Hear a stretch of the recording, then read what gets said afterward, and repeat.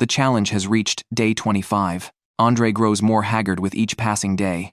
He never expected to last this long, constantly torn about whether to go home. Perseverance is certainly possible, though physically present. His mind has long wandered elsewhere. He decides to explore the surroundings for surprises and admits the scenery here is truly remarkable.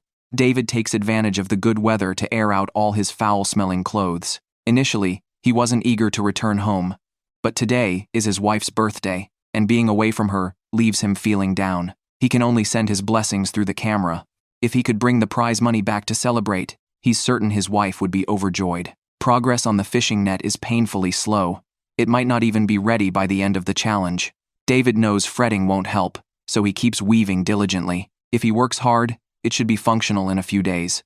Once he catches some fish, he's confident he can win this competition. Has anyone noticed how uneven the net's mesh is? Will it actually catch fish? After a full day's work, this is all David has managed. How long do you think he'll need to finish it? Falk has been monitoring the water levels closely. Despite the rain easing, the water seems determined to rise. Relocating is out of the question. He'd rather focus on fishing. He'll worry about the shelter only if it gets submerged. He's caught plenty of fish here before, though he didn't get to eat any last time. Still, he's optimistic about today's success. However, the current is fiercer than before, dragging the hook deeper. Falk can't control it from shore, and the fishing line won't hold much longer. Left with no choice, he moves to another spot. Everyone knows bigger waves mean bigger fish, but the hook must be properly set first. After multiple failed attempts, Falk gives up and returns to endure hunger. The production team arrives to examine David. His mental state is stable, and he should pass the checkup without issue. Though he's lost weight, all other health indicators remain normal. Barring accidents, he's theoretically fine. Plus, he's brought backup food with an impressively long shelf life. Eating a little each day, he could easily last a month. No wonder other contestants have held out so long. They must have hidden reserves too. Just look at David's remaining layer of fat. He'd happily nibble on this until the challenge ends. Though Falk failed to catch fish, he gathered some seaweed from the shore. Resembling Italian noodles, it tastes decent, salty, and appetizing. Paired with radish and porridge, he could devour a whole pot. He recommends others try it crisp outside, tender inside, with a delightful texture. Now's the perfect time for some wheat-based drinks, a sure way to wash away the day's troubles. Yet, he misses his family and wonders how they're doing. He hopes everyone stays healthy, predicting the challenge will last at most 50 days. He admits he'll likely quit if it drags on longer. Day 26. Andre keeps talking about going home but remains frowning, still hesitating. Instead of dwelling on it, he should explore more when he truly can't take it anymore. He'll naturally call the production team. The water has risen significantly. Where he once gathered crabs, there's now no footing. Maybe giving up early is best. Andre feels tormented. Finally mustering the courage to venture out, nature offers no mercy. It's as if it's forcing him to quit. Though his body persists, his spirit has long shattered. The prize money feels increasingly out of reach.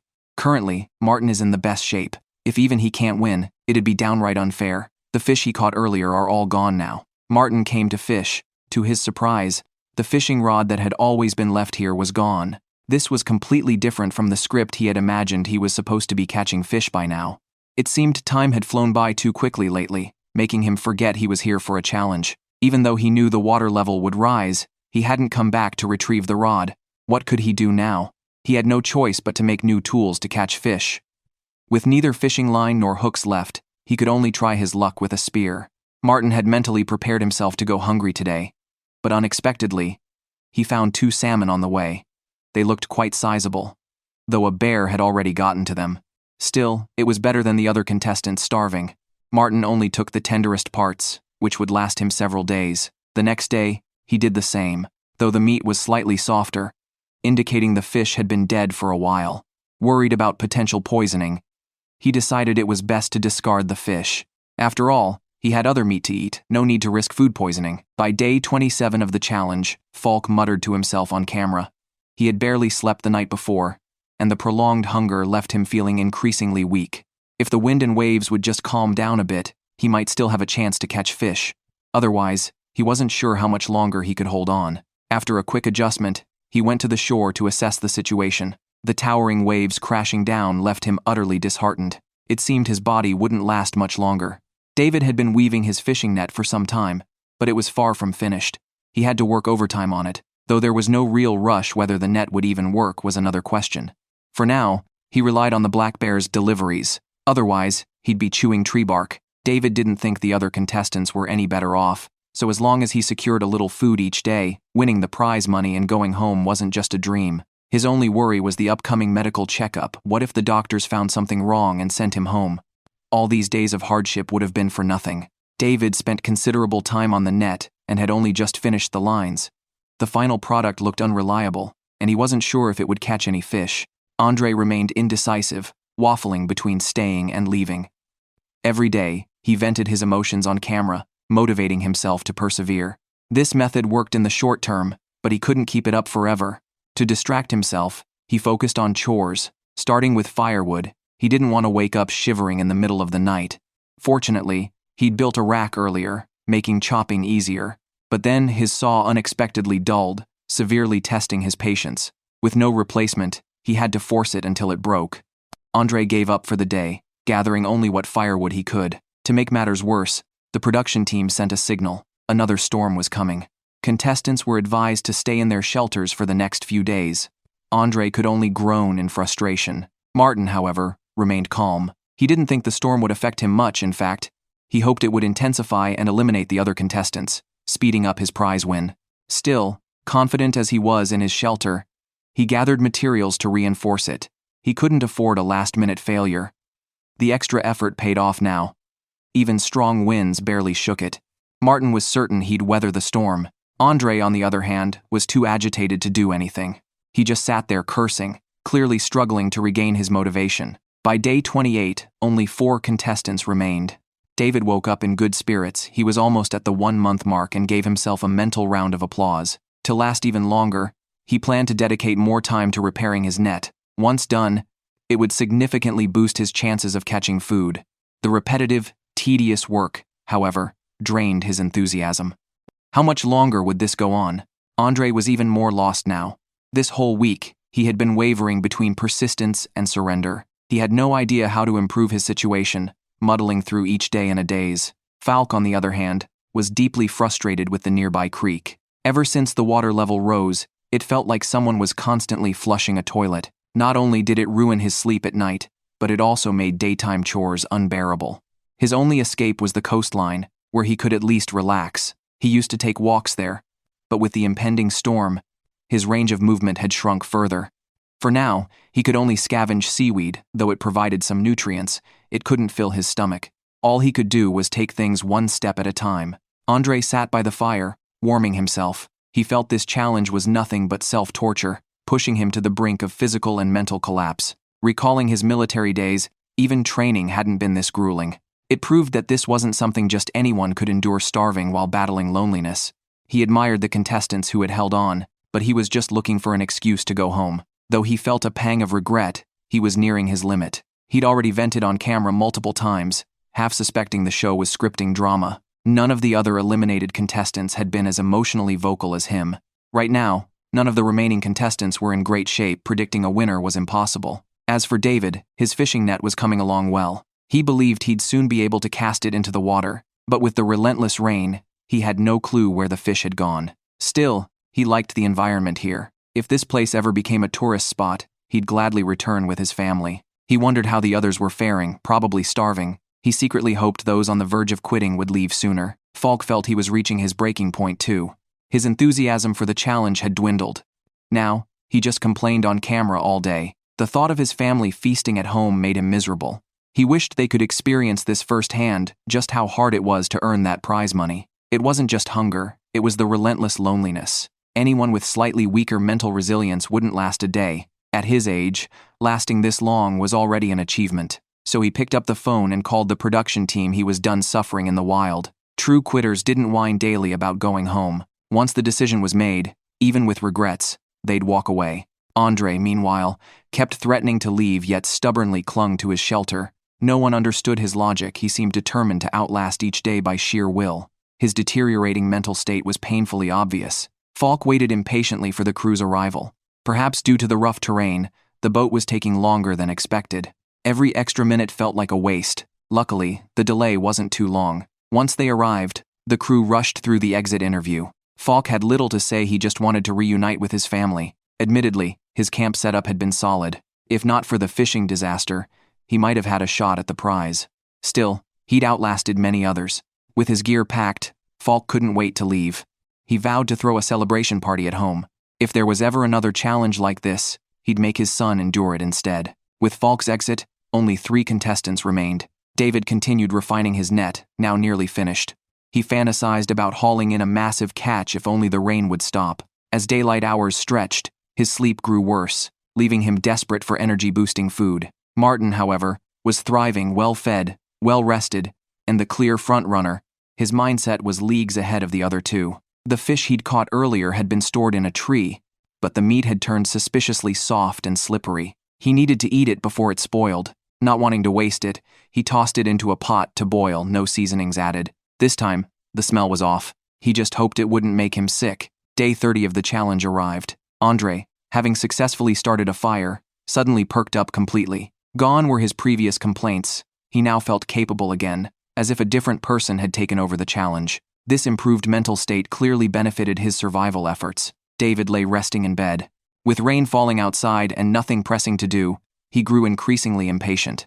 This couldn't continue. He needed to find ways to distract himself. On day 31, Andre finally welcomed clear sunshine. His energy kept rising, and for now, thoughts of going home disappeared. He threw himself into gathering firewood, determined to stockpile enough. Managing to collect this much during rainy conditions meant he should have sufficient supplies.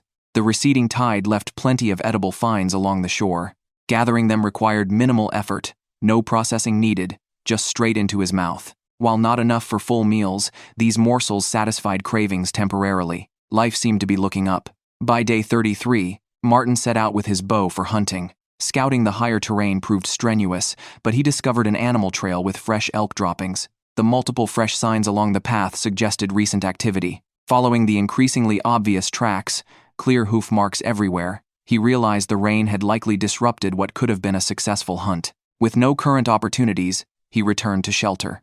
David basked in the sunlight, wishing he could photosynthesize like plants. Just lying around would have been ideal, but hunger demanded activity. To combat boredom, he collected stones to craft simple items, just cloth-wrapped bundles tied with cord, though their purpose remained unclear. Day 34 found Andre beachcombing for food, but only stones rewarded his search. These, when heated, made excellent shelter warmers. In dry conditions, he might skip firewood gathering altogether, though he kept collecting anyway. Food remained a matter of chance until a spectacular whale spout offshore. His first live sighting made him fantasize about whale steaks. Martin checked the shore for bear leftovers while scouting with his bow. Elk still tempted him most. A successful hunt would mean both sustenance and television-worthy bragging rights.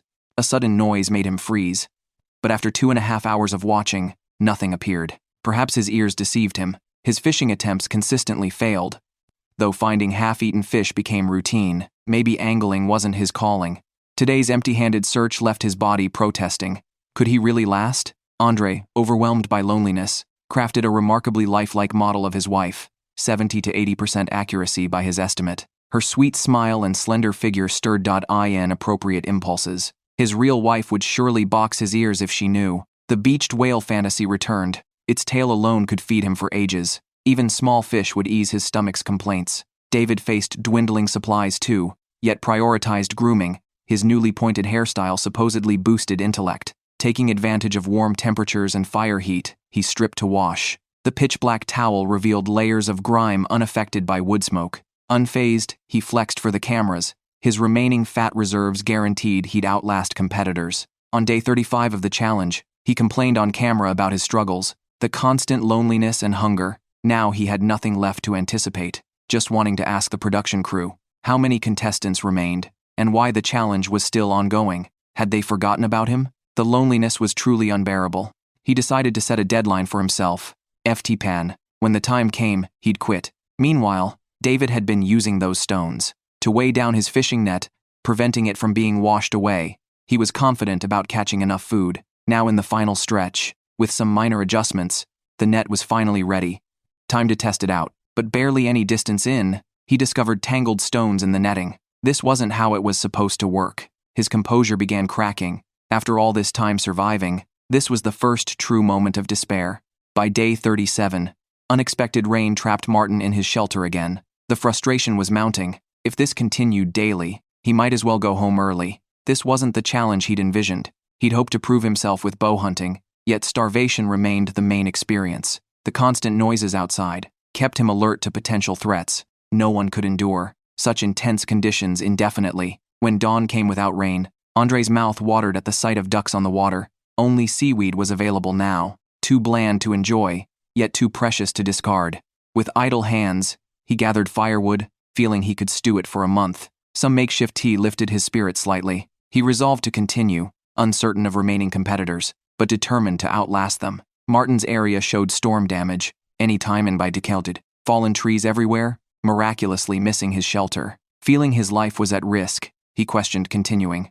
Halfway through gathering more firewood, he reconsidered. With ample supplies at camp, was this really necessary? Day 38. Only 3 remained. Andre held 7 imaginary conversations daily. Without context, the scenes would seem delusional. The challenge was driving him mad. Most time spent in mental blankness, a far cry from his initial exploratory zeal. His deteriorating mental state was obvious. Though he disliked production check-ins, those conversations became rare, bright spots. Unaware of remaining competitors, he just wanted this to end. On day 40, Martin strolled the shoreline cheerfully, searching for clams at low tide. Finding none after long searching, he tried another spot and discovered a damaged case, its contents, camera batteries and memory cards, intact. Losing these would have voided all his suffering. Noticing a retreating wolf nearby, he admired its lush fur. How he wished to touch it. Day 41 of the challenge arrived. David spent most of his time curled up in bed, only venturing out when sunlight appeared. Today he planned to refine his trap, hoping to deploy it sooner rather than later. Working with this contraption proved tedious. Constant sanding and adjustments were necessary. If not secured properly, it would disintegrate underwater. The time investment exceeded his expectations, and what he'd made remained only half finished. More rope weaving would be required later. Meanwhile, Andre sat watching the scenery, occasionally spotting whales surfacing. Had it not been for the competition context, one might mistake this for a vacation. Despite his relaxed appearance, internal frustration churned relentlessly. His diet consisted solely of small crabs and fish, hardly enough to feel full, just barely sufficient to sustain life. These he simply boiled together, no seasonings added, yet the flavor proved surprisingly delicious. The crab essence stood out distinctly, creating cravings for more. Pity there was so little actual meat. Soon, his stomach growled again in protest. When day 42 dawned, David had worked through the night to complete the netting for his cage trap. Any fish entering would find no room to turn and escape.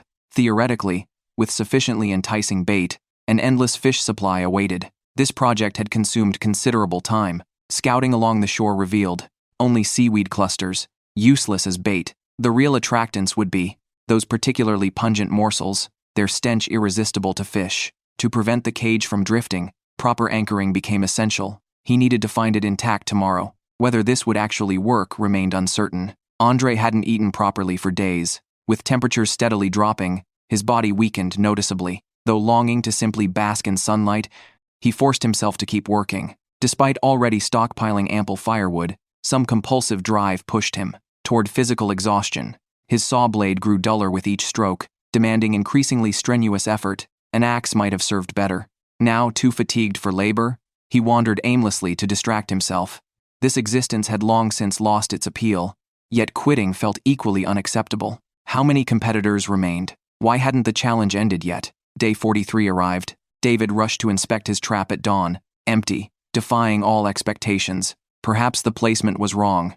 Deeper waters might attract greater numbers of fish. By day 44, the medical team visited Andre. These checkups became his brightest moments.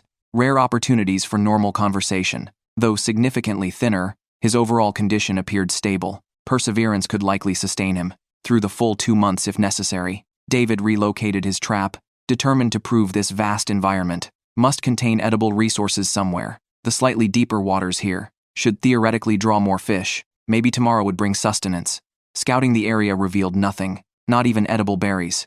He speculated few competitors remained. Judging by their probable food situations, most were likely starving like him. This improved his winning chances, though prolonged duration might eventually force his withdrawal too. The ultimate outcome remained unpredictable. Day 47 of the challenge arrived.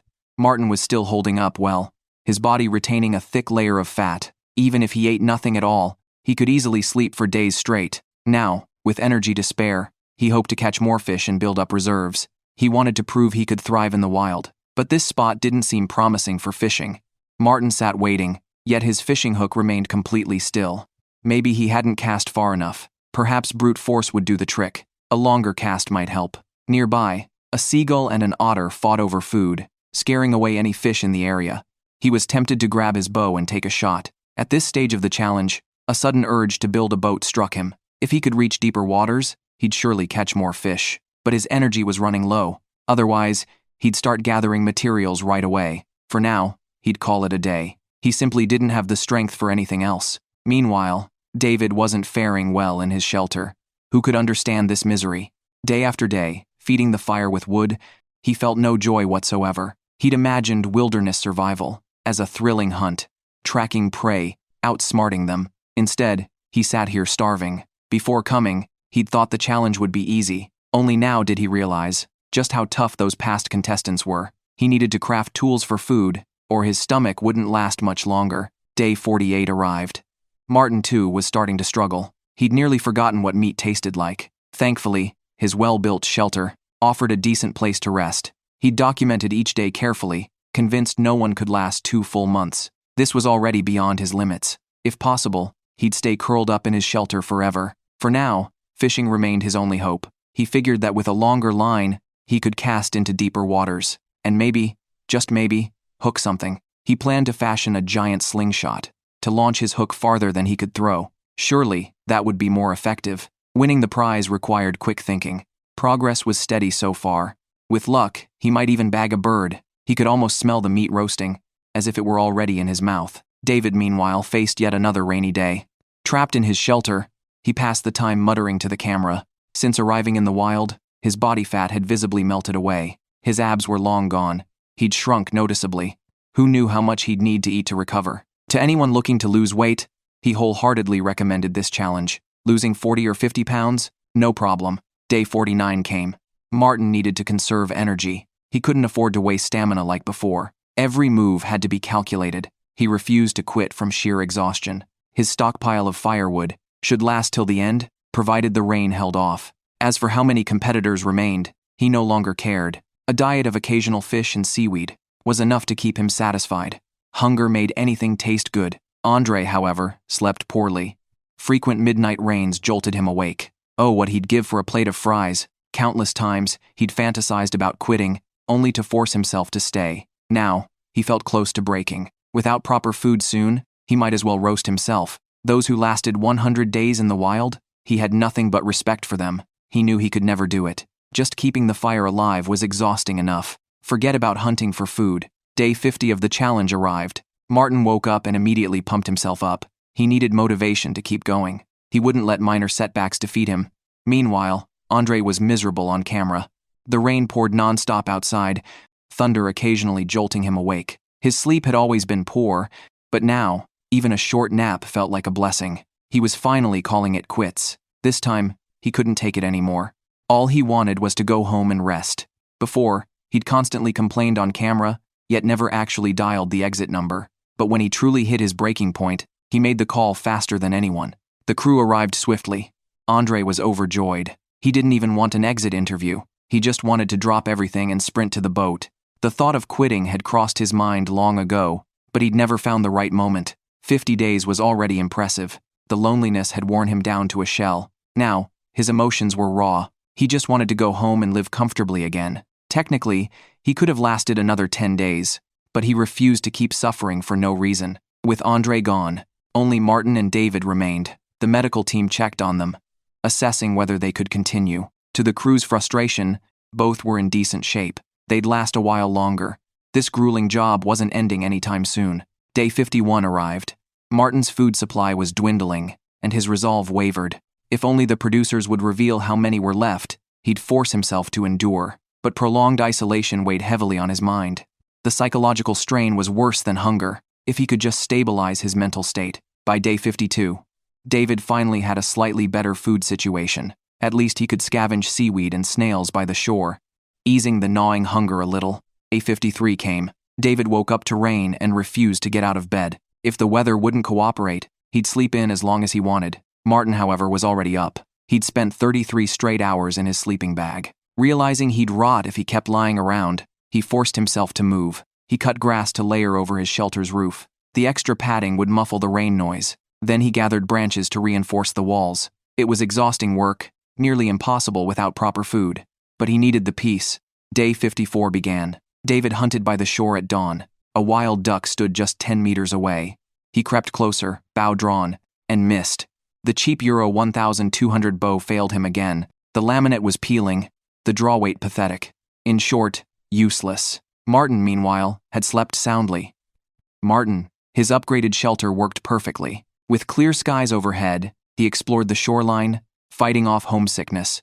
Most contestants quit from missing their families. His biggest battle now was loneliness itself. Day 55 of the challenge arrived. David took his clothes out to dry. While hanging them up, he spotted some wild berries. Not many, but still precious food. Now in the final stretch, every bite mattered. David gathered a whole bucket of berries, enough to last him 2 more days. With this emergency stash, his confidence in winning grew stronger. He carried the berries back to his shelter, planning to cook some for dinner. Though the meal looked meager, for someone who'd been starving for weeks, it was a feast. He mashed the cooked berries into a paste and spread it onto a wooden board. Was he trying to make berry cakes? It was hard to tell what exactly he was doing. Day 56 came. David's overnight berry paste had solidified into cakes. They looked surprisingly appetizing, smelling intensely fruity, a flavor David loved. Sweet yet tart, with a smoky aftertaste. Meanwhile, Martin sat by the shore, basking in the sunday. His condition had worsened. Constantly exhausted, unwilling to forage for food. Instead, he wasted time muttering to himself. Day 57 arrived. David woke up in high spirits. He'd crafted an intricate ornament, each thread woven with meaning, adorned with seashells from the beach and feathers from his successful hunts. It was a tribute to nature. Keeping busy with crafts was better than wallowing in homesickness. Then, the show's boat suddenly appeared. It was medical checkup day. The doctor examined David's condition. Though significantly thinner, he was physically stable. As long as he was still breathing, he could continue. Martin, however, looked far worse. His body was clearly struggling, yet the medics cleared him to stay. He knew he needed more food, if he wanted any chance at victory. David, meanwhile, was thriving. With nightly meals secured, he knew the medical visit meant. Other contestants remained. Winning the prize was his sole focus. It would change his family's life. Day 58 came. David had barely slept, awake until 3 a.m., yet up again by 8. Still, he refused to leave his sleeping bag. The comfort was irresistible. At the shore, he found the currents too strong for fishing. Martin groaned about hunger. Comparing himself to 2 weeks ago, he'd visibly shrunk, but he insisted he could last another month. For now, he scavenged for snails, his easiest protein source. Prying the meat out with a stick was tedious, but the payoff was worth it. Day 59 arrived. David buzzed with excitement. One more day, and he'd survive 2 full months. The sunny weather lifted his mood. He collected firewood along the shore, just enough for 2 nights, an hour of work, then lazing the rest of the day. Day 60, the final milestone. Martin was amazed he'd made it this far, but exhaustion crippled him. Hunger gnawed relentlessly. While fishing, he slipped. The spot was deep, perfect for casting, but luck wasn't on his side. David, meanwhile, repaired his bow. Without it, hunting was impossible. He split a sturdy log in half, carving it into a new weapon. The handmade bow surpassed his Euro 1201, just as powerful, if not more. Now, if only he could bag a duck. Martin kept fishing, using a slingshot to launch his hook, but he fantasized about roast duck, not fish. By dusk, empty-handed and freezing, he teetered on the edge of surrender. Day 62.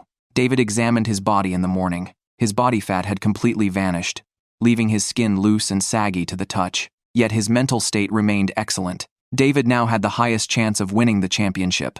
In his shelter, Martin cooked his dinner. This would be his last meal. If he failed to obtain more food soon, he would face elimination. David, on the other hand, still had plenty of food supplies. He enjoyed meals every night. The gap between David and Martin had grown enormous. The eventual winner was obvious to all, unless David suddenly had a mental breakdown from homesickness. Day 63 arrived. Martin made another notch in the solid wood log, as he did every day. Today seemed like the perfect day to quit. He walked to the shoreline, and called the production team. Even though he was quitting now, Martin wouldn't leave empty-handed. Contestants earned 1,000 for each week survived. Having lasted 3 days, Martin would receive 9,000, making $9,000 in 2 months. Was still better than regular work, wasn't it? Martin's withdrawal meant David would become champion, though David didn't yet know he'd already won. On day 64, the medical team examined David and officially declared him the season's champion. And so concludes Now Expected. Alone, Germany, Season 1.